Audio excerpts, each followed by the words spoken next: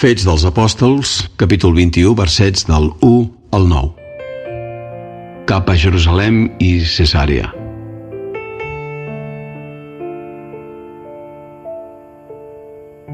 Un cop separats d'ells i embarcats, van viatjar de dret rumb a Cos, l'endemà cap a Rodes, i d'aquí a Pàtara. Com que hi vam ensopegar una nau que feia la travessia cap a Fenícia, ens hi vàrem embarcar per fer-nos a la mar. A les envistes de Xipre, vam deixar a l'esquerra i, continuant rumb a Síria, vam atracar a Tir, que era el punt on la nau havia de descarregar.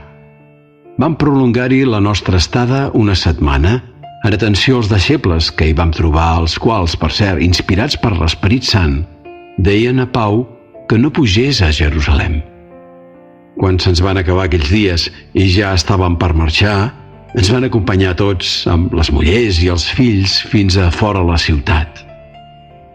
Ja a la platja ens vam agenollar per pregar. Després del comiat, nosaltres ens vam embarcar i ells se'n tornaren cap a casa. Completant la nostra navegació des de Tir, vam arribar a Ptolemaida, on vam saludar els germans i vam passar el dia amb ells. L'endemà vam sortir i vam arribar a Cesarea. Entràrem a casa de Felip l'evangelista, un dels 7 diaques, i ens hi vam allotjar. Les seves 4 filles eren fadrines i tenien el carisma profètic.